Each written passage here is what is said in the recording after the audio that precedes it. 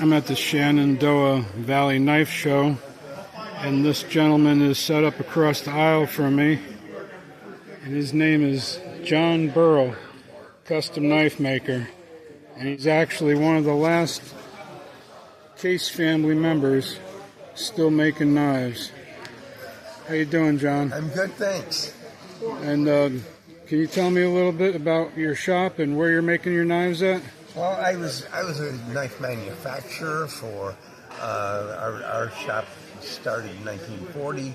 I closed it in 2006, and I missed the knife business, so I built a little shop and have a few machines, and I make custom knives now. And these are my knives over here, and they commemorate members of my family that have been involved in the cutlery industry in the United States. This was the first one that I made, and it's the Addie Case Burrell commemorative. Addie was Gene Case's daughter. She ran the office at Case Brothers. She later was part owner and ran the office at Kinfolks. And then in 1940, she and my grandfather left Kinfolks and started Burrell Cutlery, making barber straight razors.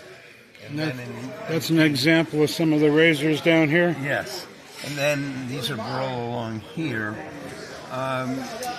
In 1950, we transitioned from razors to household cutlery. So household cutlery was our niche. During the late 60s into the 90s, we made all Case's household cutlery for them, two different lines. And I did a lot of work for K-Bar, a lot of work for Cutco, a lot of work for SOG. When SOG was filling their military orders for their general all-purpose school, I was sending them 3,000 blades a day by Next Day Air to keep up with their production. So I retired in 2006, and then a couple of years after, about 15 years, I decided to start making knives again. Well, you sure are beautiful pieces. Thank you.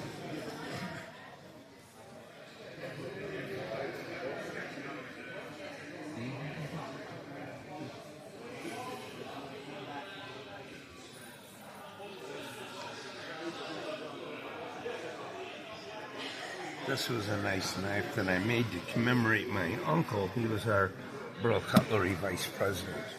And obviously this was kind of inspired by the V42, the Case knife that they made during World War II. And I had them powder coated, and when I have them laser engraved, that engraving just pops out. That's a beauty. Thank you. It's got a skull crusher on the thing.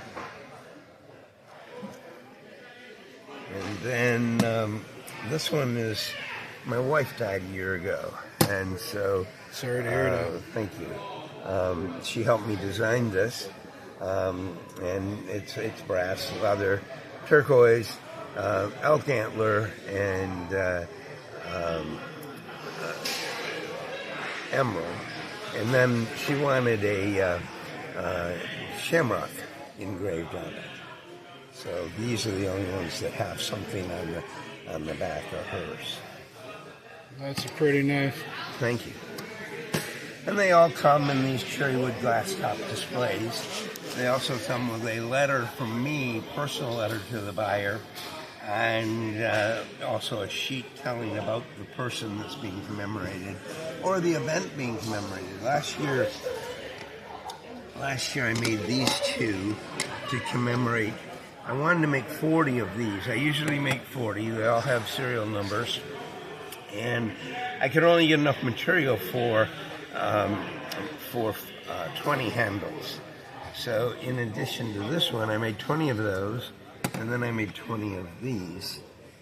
Basically the same knife, different design, different material on the handle, a little different guard on it. So I made 20 of these and 20 of these.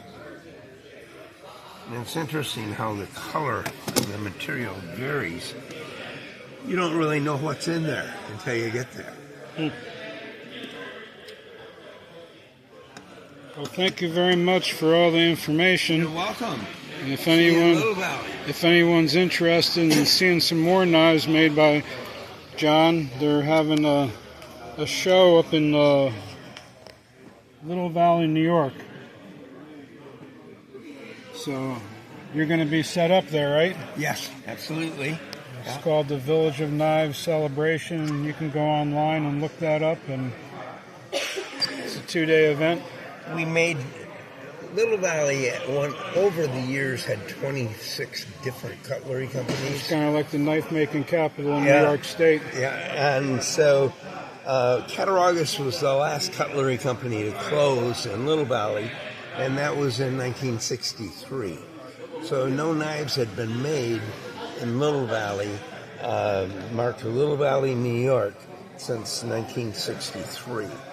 So last year, Walter Baranowski, who is the Forged and Fire champion from the History Channel, made 3 of these blades on Friday, handed it to me on Saturday, and I made the handles for them.